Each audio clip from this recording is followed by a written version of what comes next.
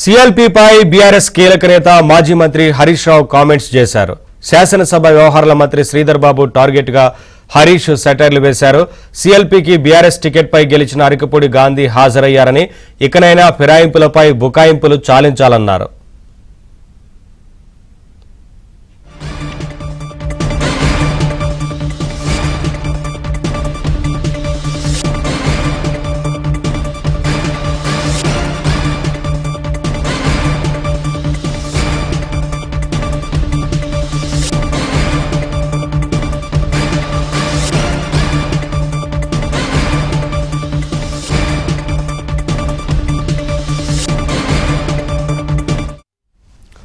సిఎల్పీపై BRS కీలక నేత మాజీ మంత్రి హరీష్ రావు కామెంట్స్ చేశారు. శాసనసభ వ్యవహారాల మంత్రి శ్రీధర్ బాబు టార్గెట్ గా హరీష్ సెటైర్లు వేశారు. సిఎల్పీకి బీఆర్ఎస్ టికెట్ పై గెలిచిన అరికపూడి గాంధీ హాజరయ్యారని, ఇకనైనా ఫిరాయింపులపై బుకాయింపులు చాలించాలన్నారు.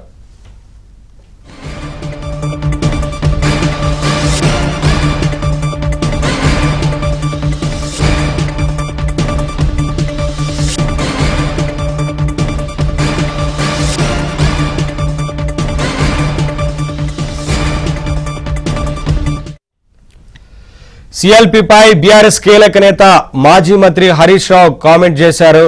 శాసనసభ వ్యవహారాల మంత్రి శ్రీధర్ బాబు టార్గెట్ గా హరీష్ సెటైర్లు వేశారు. సిఎల్పీకి బీఆర్ఎస్ టికెట్ పై గెలిచిన అరికపూడి గాంధీ హాజరయ్యారని, ఇకనైనా ఈ ఫిరాయింపులపై బుకాయింపులు చాలించాలన్నారు.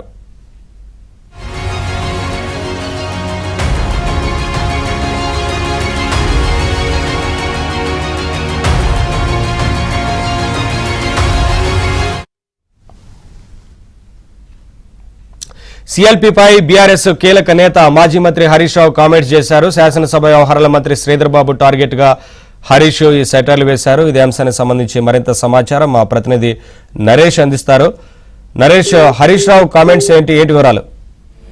మొత్తానికి పార్టీ ఫిరాయింపుల మీద మరొకసారి కాంగ్రెస్ పార్టీ ప్రధాన ప్రతిపక్షం బీఆర్ఎస్ కు మధ్య మాటల యుద్ధం కొనసాగుతుంది. ఈ రోజు కాంగ్రెస్ పార్టీ సిఎల్పీ సమావేశాన్ని ఏర్పాటు చేసుకుంది. ఈ రోజు సాయంత్రం ప్రస్తుతం ఆ సమావేశం కొనసాగుతుంది. ఈ సందర్భంగానే బీఆర్ఎస్ పార్టీకి సంబంధించిన కీలక నేత హరీష్ రావు, మాజీ మంత్రి, బీఆర్ఎస్ పార్టీకి సంబంధించిన కీలక మంత్రి కొన్ని ఎక్స్ వేదికగా కొన్ని కామెంట్ చేశారు. ఈ కామెంట్స్ తో మా శాసనసభ వ్యవహారాల మంత్రి శ్రీధర్ బాబును ఉద్దేశిస్తూ కూడా ఆయన కొన్ని ప్రశ్నలు, అదేవిధంగా కొన్ని సెటైర్లు కూడా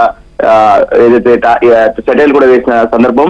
ఇక్కడ ఈ సమావేశానికి, సిఎల్పీ సమావేశానికి అరికపూడి గాంధీ శేర్లింగంపల్లి నుంచి ఆయన బీఆర్ఎస్ టికెట్ మీద గత ఏడాది జరిగిన అసెంబ్లీ ఎన్నికల్లో బీఆర్ఎస్ పార్టీకి సంబంధించిన బీఫామ్ కారు గుర్తు మీద గెలిచి తాజాగా ఆయన కాంగ్రెస్ పార్టీలోకి ఫిరాయించారు. సో ఈ సందర్భంగా తమ పార్టీకి సంబంధించిన ఎమ్మెల్యే ఎలా ఈ సమావేశానికి హాజరవుతారంటూ కూడా దీనికి శ్రీధర్ బాబు, శాసనసభ వ్యవహారాల మంత్రి శ్రీధర్ బాబు సమాధానం చెప్పాలంటూ కూడా హరీష్ రావు ప్రశ్నించారు. ఉదాహరణకు ఈ సమావేశానికి ఖైరతాబాద్ ఎమ్మెల్యే దానం నాగేందర్, అదేవిధంగా రాజేంద్ర నగర్ ఎమ్మెల్యే ఏదైతే విజువల్స్ లో మనం చూస్తామో అరికపూడి గాంధీ వెనుకనే రాజేంద్ర నగర్ ఎమ్మెల్యే ప్రకాష్ గౌడ్ కూడా వెళ్తున్నారు లోపలికి.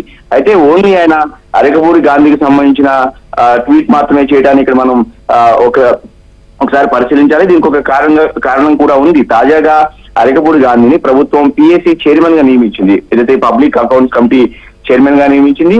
సో దీనికి సంబంధించి గత 10-15 రోజులుగా పెద్ద రాష్ట్రంలో రాజకీయ దుమారమే రేగింది. ఏదైతే కాంగ్రెస్ పార్టీ, బీఆర్ఎస్ పార్టీ మధ్య పెద్ద రాజకీయ యుద్ధమే నడుస్తుంది. ఏదైతే తాము సూచించిన, అంటే తమ పార్టీ సూచించిన పేరును కాకుండా అరికపూడి గాంధీని ఎలా పిఎస్సి చైర్మన్ గా నియమిస్తారంటూ కూడా అప్పట్లో బీఆర్ఎస్ పార్టీ తీవ్ర అభ్యంతరాన్ని వ్యక్తం చేసింది. ఈ అంశం మీద ఇటు మంత్రి శ్రీధర్ బాబు కూడా ఒక ప్రెస్ మీట్ ను ఏర్పాటు చేసి అసెంబ్లీలో అటు హరీష్ రావుకు, మాజీ మంత్రి కేటీఆర్ కు, ఓవరాల్ గా బీఆర్ఎస్ పార్టీకి కూడా పెద్ద ఎత్తున టార్గెట్ చేస్తూ కూడా మాట్లాడారు గతంలో. ఇంకొక విధంగా కూడా కాంగ్రెస్ పార్టీ సమర్థించుకుంది. ఏదైతే తాము అరికపూడి గాంధీకి బీఆర్ఎస్ ఎమ్మెల్యేగా గుర్తించి మాత్రమే పిఎస్సి చైర్మన్ పదవిని ఇచ్చామంటూ కూడా ఇటు కాంగ్రెస్ పార్టీ సమర్థించుకున్న సందర్భం గతంలో జరిగింది. సో ఈ నేపథ్యంలోనే ఈ రోజు అరికపూడి గాంధీ సిఎల్పీ సమావేశాన్ని హాజరవడానికి, ఏదైతే సిఎల్పీ సమావేశానికి హాజరవటాన్ని బీఆర్ఎస్ పార్టీ తీవ్రంగా పరిగణిస్తుంది. రేపు హైకోర్టులో కూడా ఏదైతే పార్టీ ఫిరాయింపుల మీద అంశానికి సంబంధించి విచారణ కూడా ఉంది. సో ఈ నేపథ్యంలోనే మరొకసారి అటు కాంగ్రెస్ పార్టీ, ఇటు ప్రధాన ప్రతిపక్షంగా ఉన్న బీఆర్ఎస్ పార్టీ నాయకుల మధ్య తీవ్ర చర్చ జరుగుతుంది. కాసేపట్లోనే దీని మీద, అంటే సిఎల్పీ సమావేశం ముగిసిన తర్వాత ఖచ్చితంగా కాంగ్రెస్ పార్టీ కూడా స్పందించే అవకాశం కనిపిస్తోంది.